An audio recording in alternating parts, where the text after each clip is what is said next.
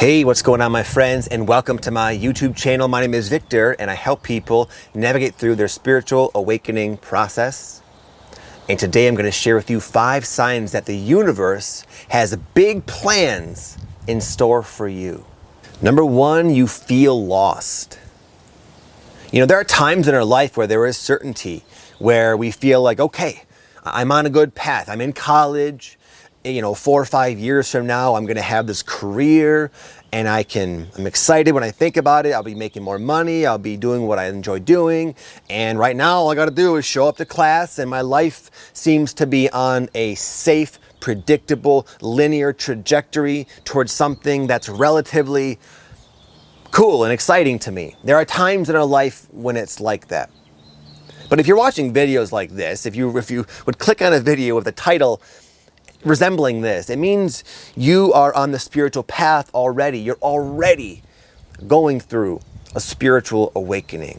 And what that does for you is it causes a massive expansion in your awareness and a complete reevaluation of everything in your life, including yourself. And you start to wake up to the fact that, wow, this path that once gave my former self such security and comfort, it doesn't all of a sudden feel like a fit. It doesn't resonate. But that can be very psychologically challenging when something you were so set on is all of a sudden brought into question, because that begs the question, now what do I do? I'm 2 years in to my 6-year college program. I had my whole life mapped out. I was going to go to college, meet my soulmate, have children, retire at 50, retire in Hawaii. Now I have no idea. I have no idea. I know I don't want this. I know I can't keep going in this direction, but now what? And you just feel lost. Number 2, you feel triggered. What I mean by the word triggered is you feel like it's not taking much for powerful, unpleasant, reactive emotions, usually stemming from your past, to be triggered, brought up to the surface. I remember, as an example, a long time ago, when I was in this sort of a phase of being shown by just my renewed perception that where I was going wasn't a fit. At that time, I was a personal trainer, a gym owner, and I thought, okay, this is my thing. I'll be doing this for the rest of my life. And I was in the process of accepting that, no, this is not why I'm here. This is not what I'm meant for. And like I said before, I didn't know what was next, but I knew that I needed to find something more fulfilling. I knew I needed to do something that was just more in alignment with like my purpose, although I didn't know what it was. And anyway, I was in the grocery store one time, and there was this old man in like a wheelchair, and we were both like looking at the salsa section. And he was real polite. He said, "Young man, would you mind handing me that salsa?" And I said, "Of course." So I handed him the salsa. And then as I handed him the salsa, my family kind of rolled up behind me. My big family got my wife and my 3 kids. They were pretty young at the time. And he was like, "Wow, what a beautiful family you have." And he said something along the lines of, "Are you prepared to sacrifice your own desires for that family?" And he said that, and it just, boom. It was like a knife to the chest. I felt my whole body just like pulsate with like anger and fear and all that stuff. And all he was saying is like, you're going to sacrifice something for your family. But to me, at that time, I was wrestling with so much guilt. I felt guilty because I had this stable career with my gym, as I mentioned, and I was feeling so strongly guided to let it go and do something else, but I didn't know what it was. And I felt guilty because I felt like I have an obligation to my family. And I was very conflicted about it at that time. I felt very, very, very guilty. And yet, it works out. You know, my family has a much better life now. It all worked out. Thankfully, I followed my intuition. But at that time, it didn't take much but a passing comment from a stranger to make me feel on the inside. But that's good. It's good if you're getting triggered. Things people are saying, little mishaps in your life, causing big emotional reactions. Good, because that's revealing to you some of your core blocks. preventing you from finally seeing what the universe has in store for you. Number 3, structures that once gave you safety and security are crumbling. This is not always just a matter of making this sort of choice at your own convenience to head towards something grander in your life, a purpose as an example. Sometimes life will unfold in a particular way to push you into your role. And this can feel very disruptive.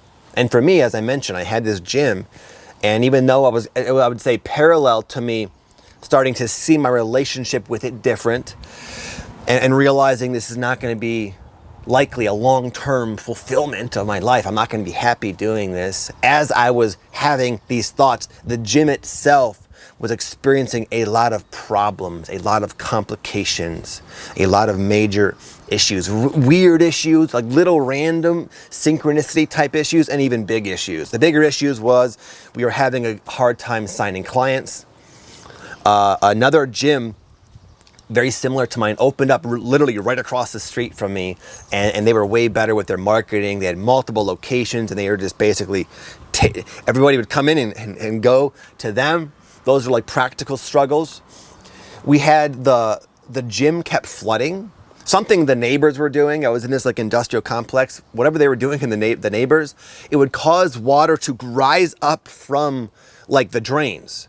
And you know, I had like AstroTurf, I had workout, all these different rubber mats, and it was just a ridiculously huge inconvenience when that would happen, because we have to take all the mats out and put them in the sun and mop up and just things like that. It felt like we were just climbing this never-ending uphill battle with like an icy surface. It felt like futile. It felt like the harder we try, the more resistance we are met with. And it felt like, man, whether I want to or not, I guess I have to follow my purpose because this isn't working.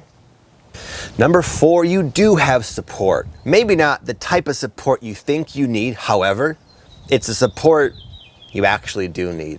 And it can come in subtle ways. I'll give an example. At that time, in fact, it was right after I closed down my gym, I had a 3rd child. Perfect timing. No money's really coming in.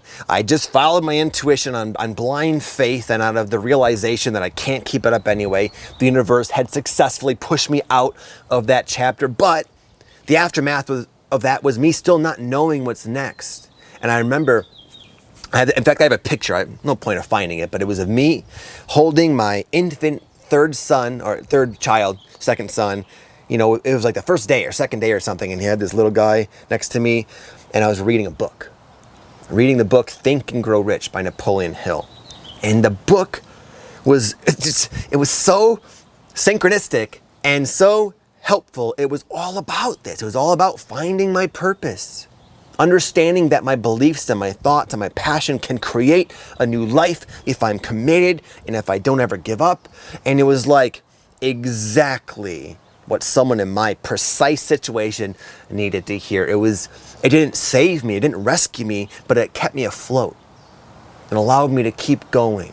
And you'll find that maybe this video is that for you. Maybe you're feeling hopeless and this video is a little spark to remind you that you're on a new path and you can be hopeful and it's gonna work out. But you could find you're gonna have your own synchronicity.